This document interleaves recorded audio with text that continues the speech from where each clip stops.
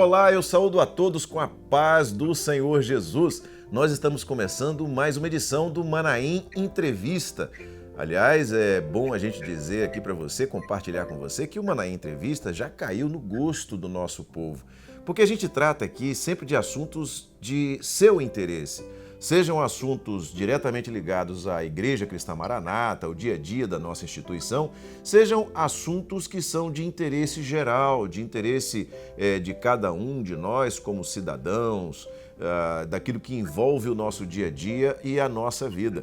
E o tema de hoje, o tema que nós vamos abordar hoje é direito trabalhista, que, como eu disse, é um tema que vai interessar a você, que você vai ficar muito satisfeito em conhecer esse tema.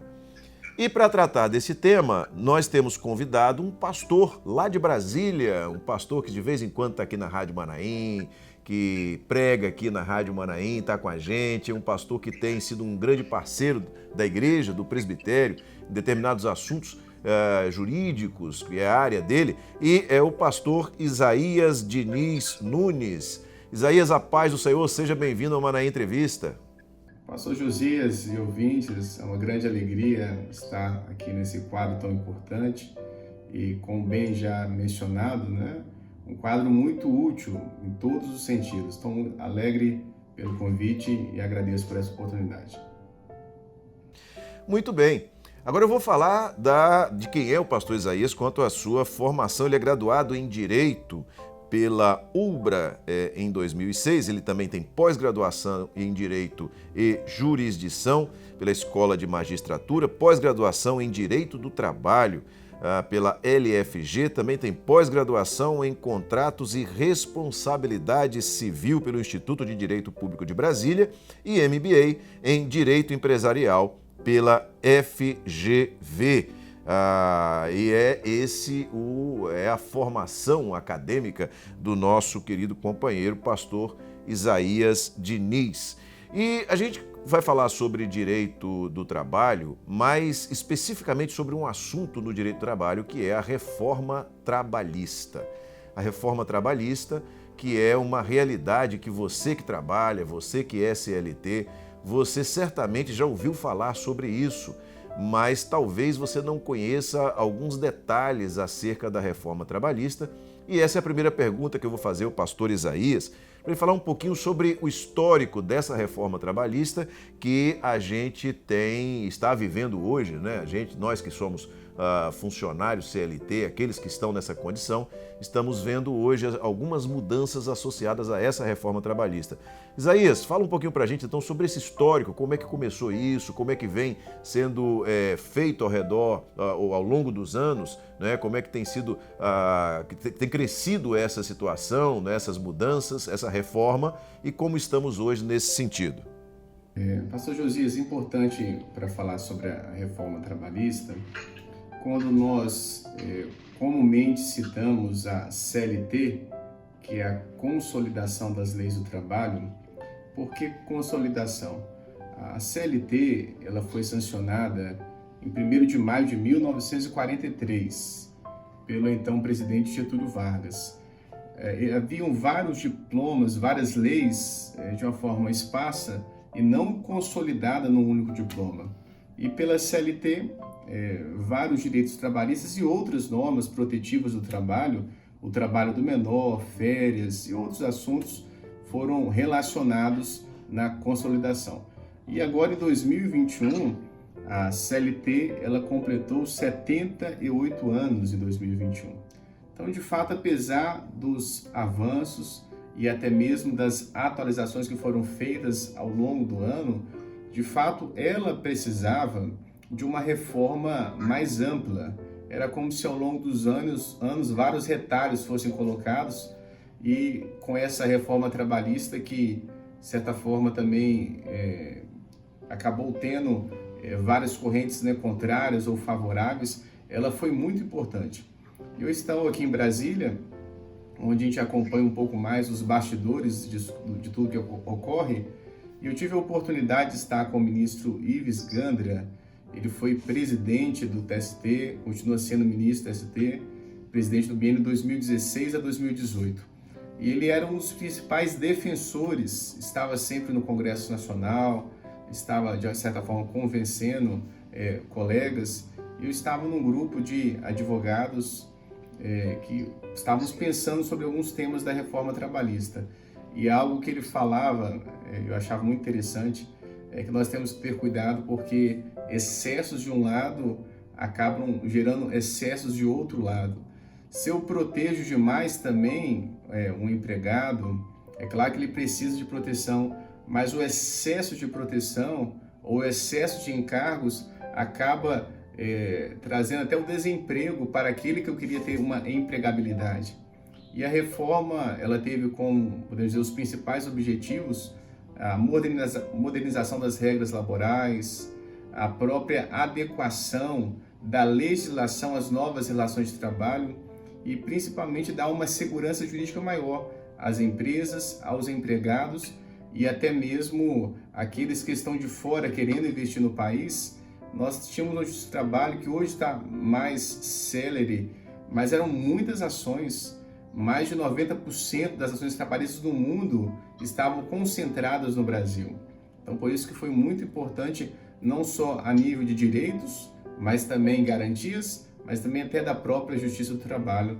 Então, essa reforma, ela foi a Lei 13.467, ela foi sancionada pelo Michel Temer em 13/7/2017, com vigência a partir de 11/7/2017. Então agora, no finalzinho de 2021, nós completamos 4 anos dessa reforma, mas muitos assuntos ainda estão sendo analisados, discutidos, e em alguns casos não temos ainda nenhuma posição definitiva da Justiça sobre alguns questionamentos que vieram com a reforma trabalhista. Então, de fato, é importante nós tratarmos de alguns pontos, né, até para que os servos, né, possam saber um pouco mais sobre direitos e obrigações, esses novos, né, direitos e obrigações com a reforma trabalhista. Perfeito. Isaías, você falou agora que é importante que os nossos irmãos saibam, até porque nós temos irmãos que são empregados e temos irmãos que são empregadores, ou seja, é importante que ambos os lados conheçam, né, os detalhes da reforma e alguns aspectos de mudança da reforma trabalhista para que tudo possa ser feito dentro daquilo que a lei prevê para esta relação de trabalho.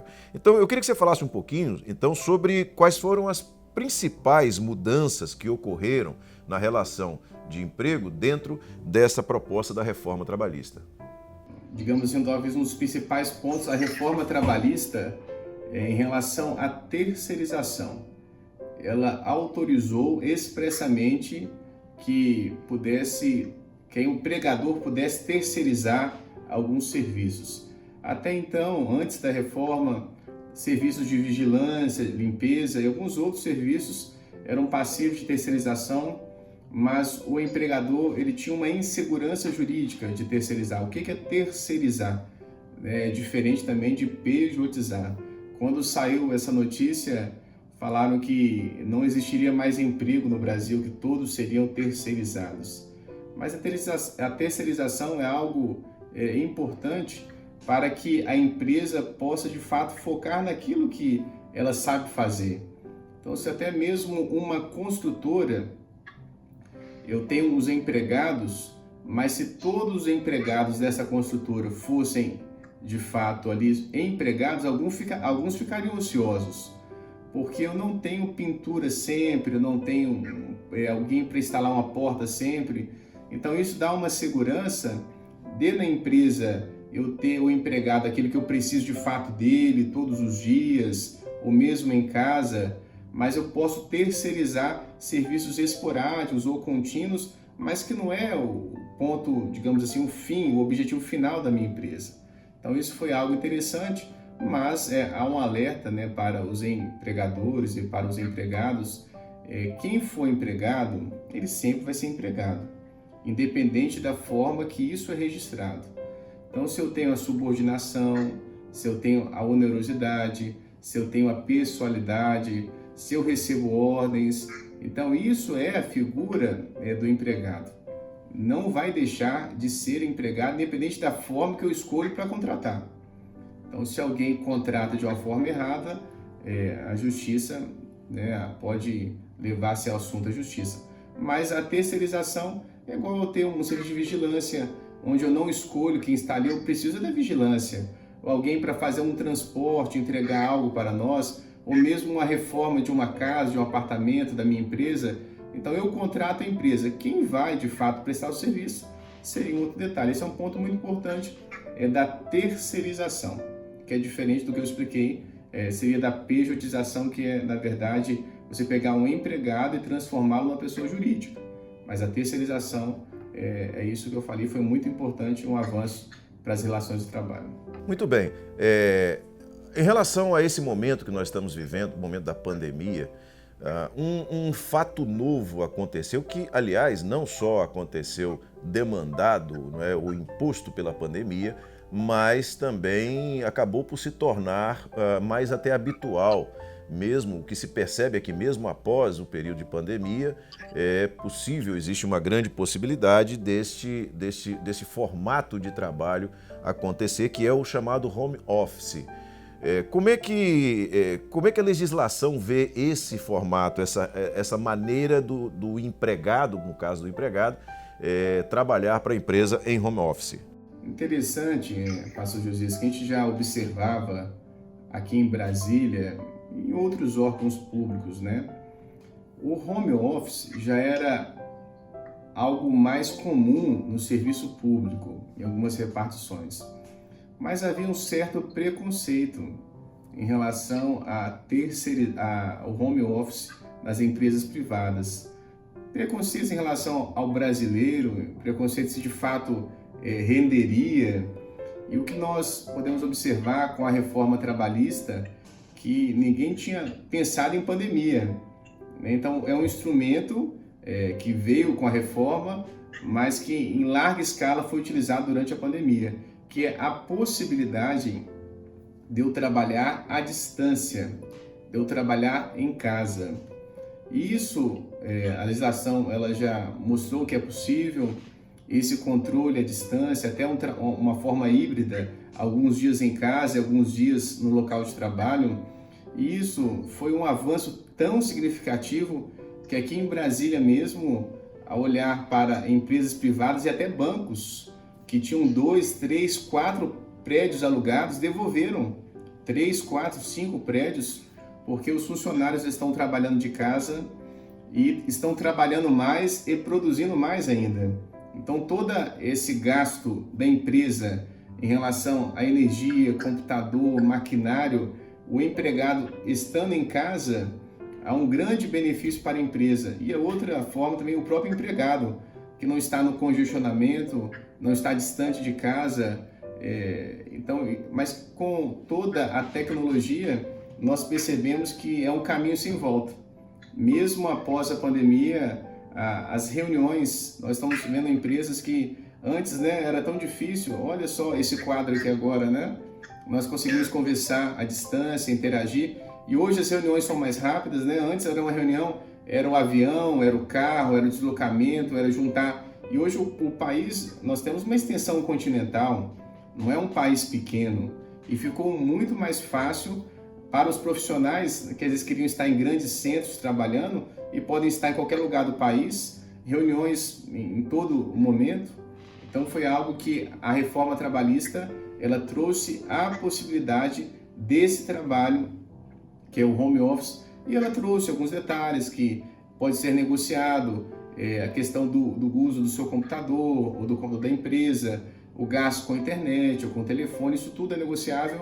E o empregado, ele tem que aceitar, quem já era empregado, aceitar ir para o home office, mas também se o empregador entender que não está havendo uma produção adequada, ou se o empregado não está entregando aquilo que deveria entregar, ele pode também retornar o empregado para o trabalho presencial.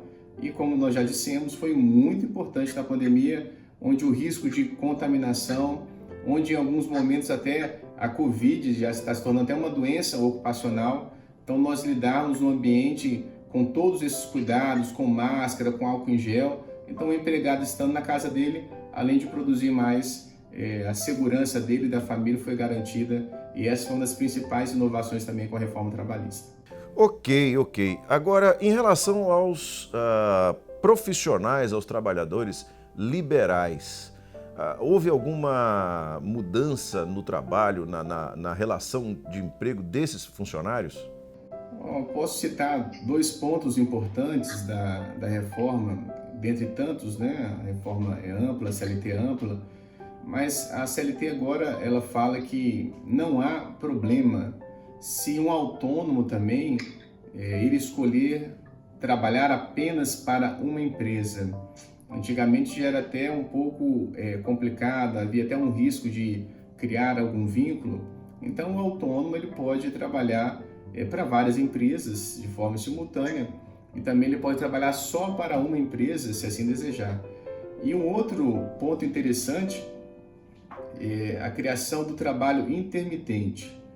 E o trabalhador intermitente, ele tem carteira assinada, e qual que é o grande avanço nesse ponto? Muitas vezes eu tinha alguém, um supermercado, que ele vinha substituir as férias de algum caixa ou de algum balconista, ou uma empresa que às vezes faltava um segurança e ele substituía, ou mesmo alguém que volta e meia estava na minha empresa pintando uma parede, cuidando de alguma manutenção, mas a gente ficava um pouco preocupado, que às vezes era uma pessoa que não tinha uma empresa, não tinha um CNPJ, como que eu poderia pagar isso, se poderia gerar um vínculo empregatício. Então, às vezes ele trabalhou na minha empresa em janeiro, depois voltou em junho, trabalhou mais um pouco, trabalhou em dezembro. Então o empregador ele ficava preocupado em como pagar, e nesse período que ele não estava trabalhando para mim, havia uma certa preocupação de levar o assunto ao Justiça do Trabalho e ele de alguma forma falar que mesmo não trabalhando para a minha empresa, ele estava à disposição da minha empresa. Então, o trabalho intermitente eu posso assinar a carteira desse empregado e ele trabalha 10, 15 dias e eu pago. Normalmente, registro que ele trabalhou, eu pago já esse valor, e ele pode ficar 4, 5, 6 meses sem trabalhar para mim, que isso não gera vínculo, voltar novamente ao trabalhar e pagar tudo, FGTS, INSS, Imposto de Renda. Então é uma forma até de eu formalizar muitas vezes o bico, né? O conhecido bico. Isso foi um avanço para aqueles que já não têm empresa e prestam serviços até na informalidade. Então, com isso, o empregador tem uma segurança para assinar, para pagar, e também quem presta o serviço tem até uma segurança e também não precisa trabalhar só para uma pessoa. O trabalhador intermitente também pode ter vários vínculos simultâneos. Então, foi um avanço muito interessante e utilizado já por algumas pessoas. Isaías, explica para nós agora, em relação à reforma, o impacto, ou qual impacto se houve, em dois aspectos na relação de trabalho, do ponto de vista da parte legal dessa relação de trabalho, ou seja, no que diz respeito a férias, né, do trabalhador, e também a rescisão contratual. Pastor Josias, a principal mudança nas férias foi o parcelamento em até 3 vezes das férias, que antes não era possível. E sobre a rescisão do contrato de trabalho, eu destaco 2 pontos bem importantes, que um deles é a rescisão por mútuo acordo. Antes da reforma trabalhista, o empregador poderia dispensar alguém por justa causa ou sem justa causa, ou o empregado poderia pedir demissão. Mas muitas vezes o empregado queria sair, mas não pedia demissão, porque ele queria ter acesso ao FGTS, ao seguro-desemprego. E essa rescisão por mútuo acordo, ela funciona quando o empregador tem interesse que o empregado, dispensar o empregado, e quando o empregado ele tem interesse também em sair da empresa. Nesse caso, se as férias forem indenizadas, o empregador paga metade. O empregador, ao invés de pagar 40% de multa sobre o FGTS, ele paga 20%. E o empregado ele vai poder sacar até 80% do que estiver depositado na sua conta do FGTS, mas não terá acesso ao seguro-desemprego. E foi um grande avanço, porque muitas vezes haviam até rescisões simuladas, onde o empregado queria sair, o empregador dispensava, o empregado devolvia o FGTS, devolvia uma parte da multa. Então esse foi um avanço muito importante nas rescisões, E o outro é o acordo extrajudicial, quando também a empresa, onde ela quer ter uma segurança jurídica, ou às vezes é uma relação de vários anos, tanto o empregador como o empregado levam um assunto, um acordo, estabelecem um acordo antes e levam ao judiciário para homologação daquele acordo. E com a homologação desse acordo perante a justiça, é como se houvesse uma quitação geral, tanto para o empregado como para o empregador. E essas foram as grandes mudanças em relação à rescisão do contrato de trabalho.